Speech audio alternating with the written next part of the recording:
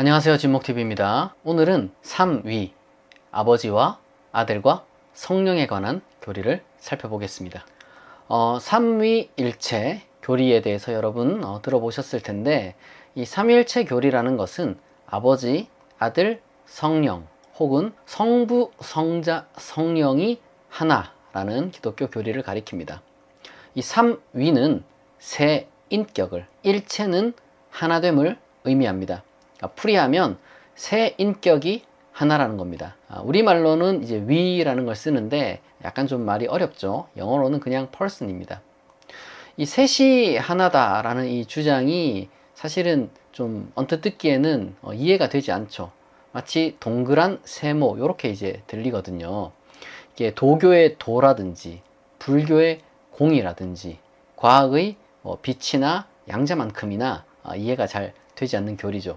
그러나 우리가 이제 기억해야 되는 것은 이런 삼위일체 교리 같은 그런 종교적인 어떤 교리들은 과학의 빛이나 양자와 달리 실제 관찰보다는 이 종교적 고백으로부터 나왔다는 건 이제 정말 중요하게 기억해야 될 겁니다. 그러니까 관찰과 고백은 큰 차이가 있다는 거죠. 그렇다면 이 삼위일체 교리는 이제 성서에 기록되어 있을까요? 삼위일체 교리는 성서에 없습니다. 구약에는 삼위일체가 아니라 오히려 너무도 명백하게 유일신 사상이 가장 발전된 신론으로 등장합니다. 가장 대표적인 것이 신명기 6장 4절의 쉐마 이스라엘이에요. 제가 읽어보겠습니다. 이스라엘아 들으라, 우리 하나님 여호와는 오직 유일한 여호와이시니. 그리고 이제 신약을 가게 되면 거기에는 삼위에 대한 고백은 분명히 있습니다. 대표적인 것이 마태복음 28장 19절에 나타난 세례 명령인데요. 제가 읽어보겠습니다. 너희는 가서 모든 민족을 제자로 삼아 아버지와 아들과 성령의 이름으로 세례를 베풀고. 그러나 이거는 삼위에 대한 고백이지 이 삼위일체에 대한 명시적 교리가 여기에 반영된 것은 아닙니다. 실제로 최초의 그리스도인들은 이 성부에게만, 아버지에게만 예배했습니다. 성자는 중재자였고 성령은 인격과 비인격을 오가는 어떠한 그 신성한 힘을 발휘하는 그런 존재였어요. 삼위일체를 가장 잘 보여주는 것 같지만, 그리고 그래서 인용도 많이 되지만, 그러한 구절들을 자세히 보게 되면 실제로는 삼위일체 교리를 명시하는 게 아닙니다.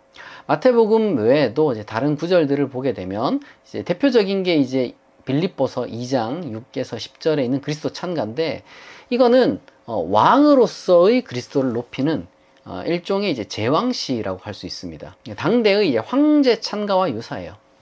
그리고 이제 로마서 9장 6절을 보게 되면 이제 마치 이제 그리스도를 하나님으로 높이는 것 같은데, 사실 이거는 하나님을 높이는 겁니다.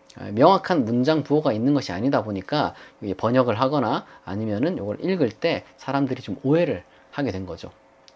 그리고 킹 제임스 성경만을 고수하는 이제 일부 기독교인들 중에서는, 그러니까 요한 일서에 본래 삼위일체를 입증하는 구절이 있다. 이제 셋이 하나라는 구절이 있다. 이렇게 이제 주장을 하는데, 그리고 나중에 삭제됐다고 이제 말을 하죠. 근데 이제 그 구절은 후대 삽입이고, 설사 후대 삽입이 아니더라도 셋이 하나, 이제 영과 물과 피가 이제 증언하는데 이제 하나다, 이런 구절이 있는데, 그게 이제 삼위일체 교리를 입증하는 것도 아닙니다.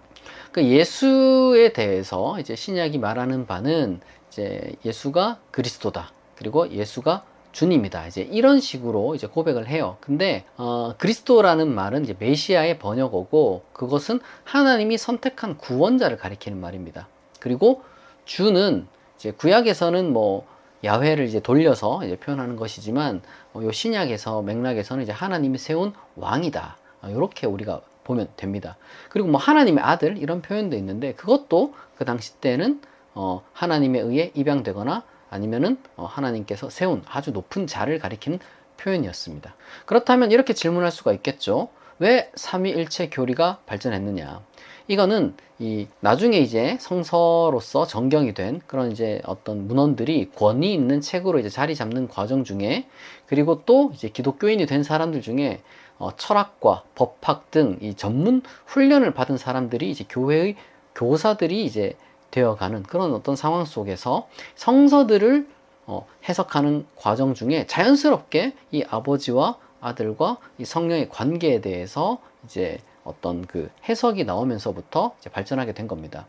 그 당시에는 이 올바른 읽기만큼이나 이 심오한 해석을 얼마나 잘하느냐가 이 교사의 자질로서 정말 이렇게 중요했거든요. 그래서 이 아버지와 아들과 성령에 대한 이 심오한 해석이 굉장히 다양하게 제시되었습니다.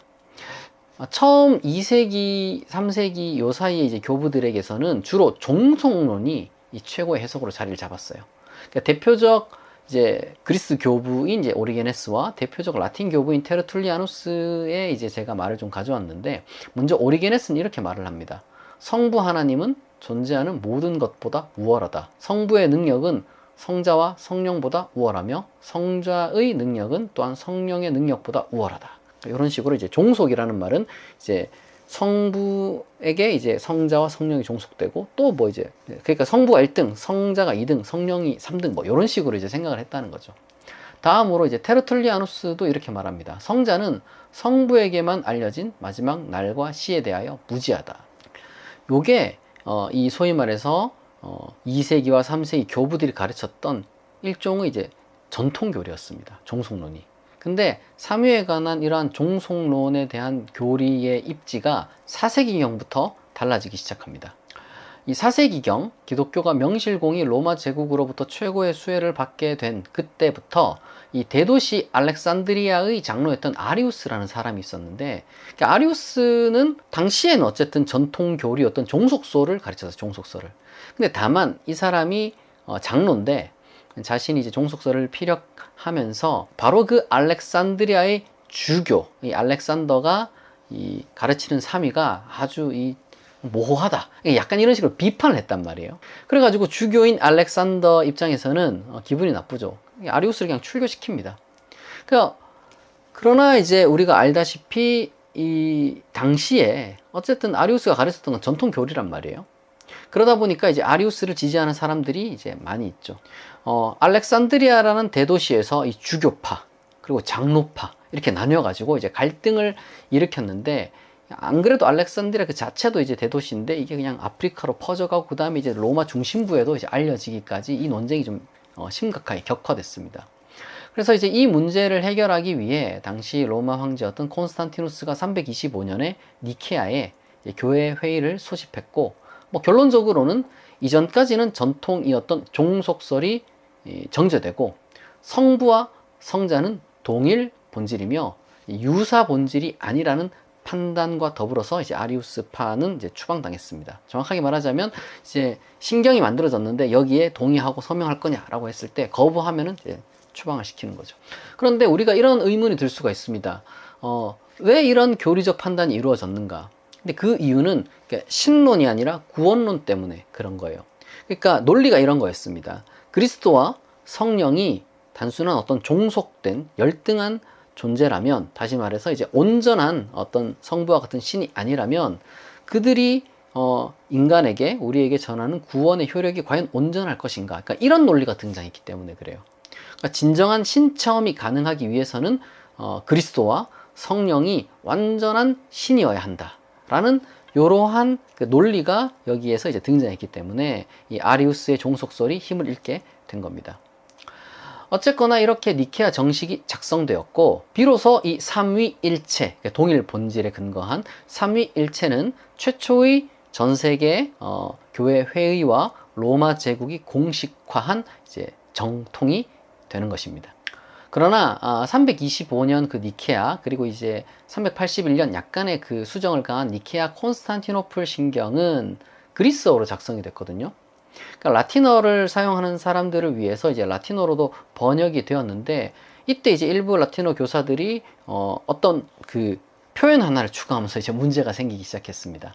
그러니까 그리스어로 이 성령을 그 신경에서 언급하는 부분을 보게 되면 이제 토 엑투 파트로스 에크포리오메논, 그러니까 아버지로부터 나오시고 라고 되어 있는데, 라틴어를 보게 되면 꾸이 엑스 파트레 필리오께 프로세지트 이렇게 이제 되어 있습니다. 그러니까 아버지 그리고 아들로부터 나오시고로 되어 있는 거예요. 이 필리오케라는 말은 이제 아들을 의미하는 그 명사 필리오스의 이제 탈격, 그리고 이제 후치사라고 해가지고 이 그리고를 의미하는 이 접속사인데 명사 뒤에 붙어가지고 이제 앞명사와 자연스럽게 연결해주는 이 꾀가 있습니다. 그래서 필리오케인데, 그러니까 그리고 아들로라는 뜻이죠. 그러니까 이거는 그리스식 사고와 라틴식 사고의 좀 차이로 인한 오해라고 할 수 있습니다. 그리스 형이상학은 그 일자로부터의 유출이라는 그 개념이 이미 플라톤, 신플라톤 철학으로 인해서 자리를 잡고 있었습니다. 그러나 그 라틴식 사고는 거기에 좀 이렇게 낯설어 했단 말이에요. 게다가 엄격한 어떤 그 법적, 행정적 사고이기 때문에 이 귀속이 되게 명확했어야 됐습니다. 그러다 보니까 이제 이 성령이 나오는데, 단순히 이렇게 이제 아버지로부터만 나오는 게 아니라 이제 아버지와 아들로부터 나온다. 뭐 이렇게 이제 이야기를 한 거죠. 뭐 어찌 보면 뭐 그게 그렇게 중요한가? 이렇게 생각할 수 있겠지만 결국 이게 용어 하나로 이제 싸운 것도 사실이고 이 자체가 또 온갖 해석과 해명을 낳았고, 게다가 뭐 이게 시간이 지나다 보니까 사실상 동서방 교회의 뭐 자존심 문제 이런 걸로 이제 여러 가지 많은 갈등이 있었습니다. 그거 외에도. 그런데 결국에는 상호 파문하는 이제 교리적 명분이 되어버렸죠. 그러면 우리가 이렇게 생각할 수가 있는 거예요. 도대체 이 삼일체라는 것이, 삼일체 교리라는 것이 진짜 기독교의 본질이라고 할 수 있느냐. 삼일체에 대한 정확한 진술이 가능한지, 설사 가능하다면 뭐 그것을 또 어떻게 검증할 것인지, 이런 문제가 있는 거죠.